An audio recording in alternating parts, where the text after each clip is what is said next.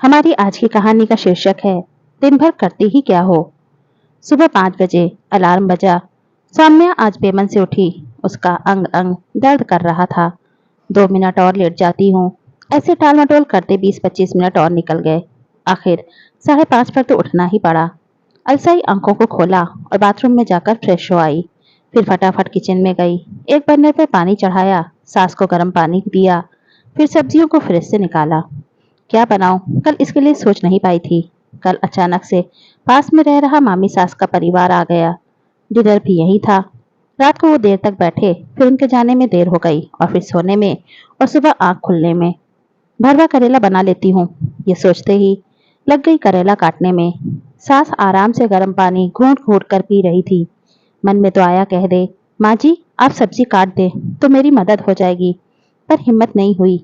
रोज सोचती है पर कह नहीं पाती।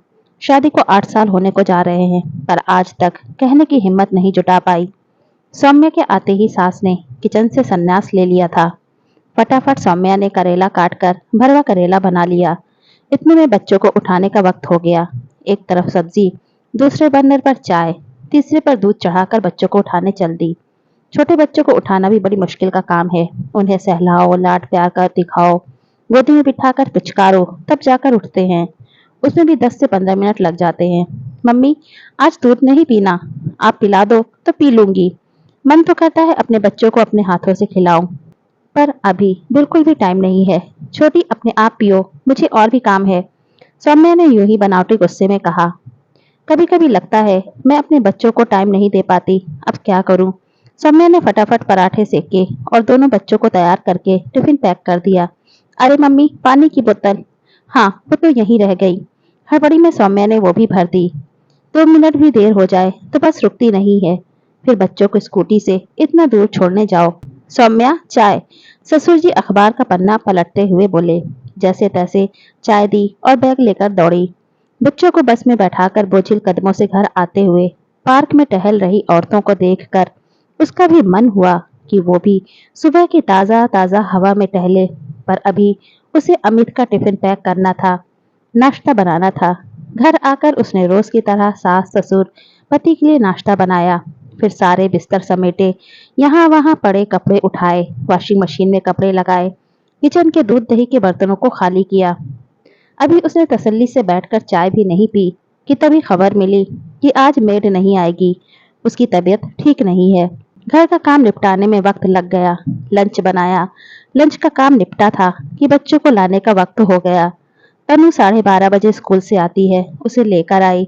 उसका खाना पीना किया, कपड़े बदले। बड़ी मुश्किल से उसे सुलाया था कि तभी बड़े बेटे को लेने का टाइम हो गया। सौम्या का मन कर रहा था कि वो अभी एक झपकी ले ले, पर फिर स्कूटी स्टार्ट की और बेटे को 2 बजे बस स्टॉप से लेकर आई। दोनों बच्चों को आने का अलग अलग वक्त है। 2 बार चक्कर हो जाते हैं। ससुर जी घर में ही रहते हैं, वो भी ला सकते थे, पर यह भी सौम्या का ही काम था। सनी की स्कूल की बातें सुनने में लीन थी।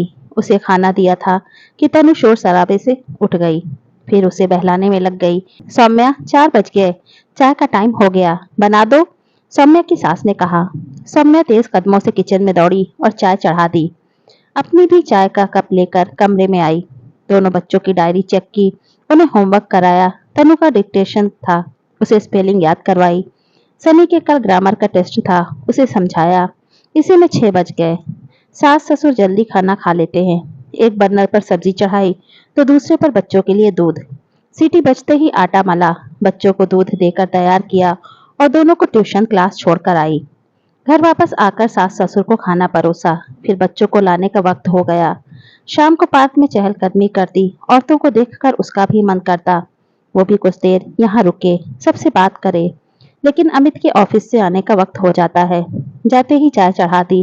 तभी अमित के चिल्लाने की आवाज आई। सौम्या मेरा टॉवल कहाँ है? कितनी बार बोला है मुझे बाथरूम में चाहिए। मुंह हाथ धोने के बाद चाहिए होता है। वो मैंने धो दिया था, बाहर सूख रहा है, अभी लाती हूँ। सौम्या जैसे ही टॉवल लेकर आई, अमित के मम्मी पापा कह रहे थे कि पता नहीं सारा दिन करती क्या है, घर में ही तो रहती है। ये सुनकर सौम्या कड़वे घूंट पीकर रह गई। सदा से औरतों के घरेलू कामों को कम आका जाता रहा है। वो कितना भी कर ले, सुबह से रात तक लगी रहती है। घर के लिए अपनी नींद, चैन, सेहत, कैरियर त्याग देती है। फिर भी यही सुनने को मिलता है कि घर पर ही तो रहती है, कुछ नहीं करती। ये उसके रोज के दिन में से ही एक था, लेकिन आज कुछ अलग हुआ। सौम्या का दिल आहत हो गया था, क्योंकि अमित ने भी सहमति के साथ सुना था। सब कुछ देखते जानते हुए भी उसके लिए एक शब्द भी नहीं बोला। एक औरत को पति से ही उम्मीद होती है, जब वो भी टूट जाए तो अस्तित्व ही नहीं रहता खुद का, ऐसा लगता है। सौम्या दूसरे दिन उठी, यथावत काम किया, उसके बाद अपने और बेटी के कपड़े पैक किए। अमित को फोन किया। मैं कुछ दिन के लिए अपने मायके जा रही हूँ, माँ ने बुलाया है। 1 साल हो रहा है उनको देखा नहीं है। अरे ऐसे कैसे अचानक? और माँ को ही तो देखना है। तो मैं दिखा लाऊंगा, रुकने की क्या जरूरत है? मेरी भी तबीयत ठीक नहीं है, आराम कर लूंगी कुछ दिन वहां। सौम्या ने कहा। अरे वो तो यहाँ भी कर सकती हो, और करती ही हो, अमित ने खींचते हुए कहा। हाँ तो आराम ही तो करती हूँ, यहाँ की जगह वहां कर लूंगी। अब तो अमित आग बबूला हो गया। ठीक है जाओ, बच्चों को भी ले जाना, हो गई उनकी तो पढ़ाई। तनु को ले जा रही हूँ, स्कूल में बात कर ली है, सनी के गेम्स चल रहे हैं तो यही रहेगा, कहकर फोन काट दिया। जाते समय सास ससुर के पैर छुए और निकल गई। उन्होंने पूछना भी जरूरी नहीं समझा। बेटे से बात हो गई थी, शायद तो गुस्से में देख रहे थे। पिछले 8 सालों में कभी कोई कसर नहीं छोड़ी थी, घर के काम में, सभी की सेवा खुशामद करने में, लेकिन कभी प्यार के 2 बोल सुनने नहीं मिले।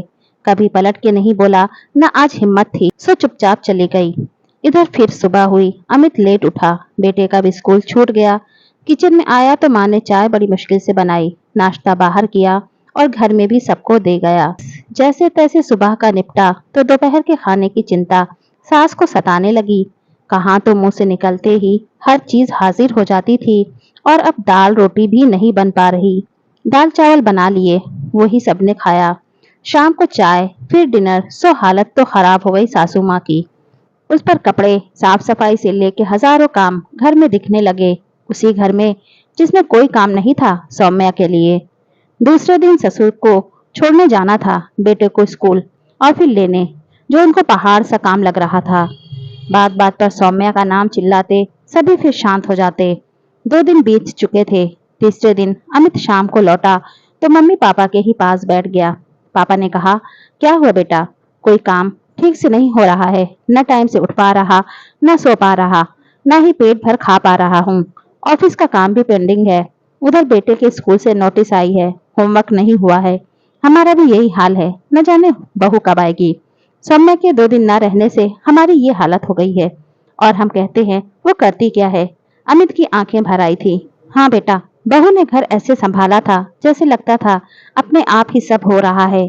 काम का बोझ उसी को समझ आता है जो ढोता है, करवाने वाले को जब समझ आता है जब वो करता है। हम सब ने अपनी जिम्मेदारी उसके ऊपर ही छोड़ दी, इसलिए काम की आदत ही छूट गई। वो हमारे हिस्से का भी काम कर रही थी, बिना किसी शिकायत के। जा बेटा, उसे ले आ। दूसरे दिन अमित सौम्या को ले आया। वो भी आ गई बिना कुछ कहे, क्योंकि घर की हालत क्या होगी उसको अंदाजा था, और अमित का लेने जाना भी गवाही दे ही रहा था। दूसरे दिन सौम्या उठी तो अमित उठ चुका था, बच्चों को तैयार कर रहा था। सौम्या हड़बड़ा सी गई, कैसे आंख नहीं खुली, तुरंत बाथरूम में गई। आकर सीधा किचन में जाने लगी तो अमित ने बोला, तुम चाय बना लाओ, हम साथ में पियेंगे। वो किचन में गई तो सासू माँ पहले से थी। बोली, चाय ले जा बहू, मैंने बना दी है, हम लोगों ने पी ली है, नाश्ते के लिए सब्जी काट दी है, आकर बना लेना। आज पहली बार सुकून से अमित के साथ चाय पी थी सौम्या ने। फिर किचन में आकर नाश्ता बनाया, बच्चों को रखा, और जैसे ही स्कूटी की चाबी उठाई, ससुर बोले, लाओ बहू, मैं छोड़ आऊं बच्चों को, थोड़ी हवा भी लग जाएगी। सुबह की इतनी सरलता से सारा काम हो गया था। सौम्या आकर शांत बैठ गई। सासू माँ आई, अमित भी। सासू माँ बोली, बहू, हमें समझ आ गया है वो जो तू बताना चाहती थी। अब से हम सब तुम्हारे साथ काम में हाथ बटाएंगे। हम भूल गए थे कि एक बहू के आने से हमारी जिम्मेदारियां बट जाती हैं, खत्म नहीं होती। तू नौकरानी ही नहीं, बहू रानी है। अमित ने कहा, कई बार हमने बोला है तुमको, तुम करती क्या हो? आज समझ आ गया है, ये घर सुचारू रूप से सिर्फ तुम्हारी बदौलत ही चलता है। तभी ससुर जी आ गए, बोले, बहू, आज हम सब अपनी जिम्मेदारी समझेंगे, जो बन सकेगा तुम्हारी हेल्प करेंगे। अमित ने सौम्या से पूछा, बताओ तुम्हें क्या चाहिए? सौम्या ने कहा, बस, अब और क्या चाहिए? सौम्या रो रही थी, सबकी आंखों में आंसू थे, लेकिन ये खुशी के आंसू थे। घर में सब समय रहते सब समझ गए, लेकिन बहुधा ऐसा नहीं होता। लेकिन उम्मीद करती हूँ जैसे इस कहानी में घर के सभी सदस्य एक गृहिणी की अहमियत समझ गए, इस तरह अगर हर घर में समझ जाए तो एक औरत भी अपने जीवन को शांति से, इज्जत से जी सके, अपने हाउसवाइफ होने पर खुश हो सके। दोस्तों, उम्मीद करती हूँ कि आज की स्टोरी आपको अच्छी लगी होगी। प्लीज़ इसे लाइक कीजिए, शेयर कीजिए और चैनल को अभी तक सब्सक्राइब नहीं किया है तो प्लीज़ चैनल को सब्सक्राइब कीजिए।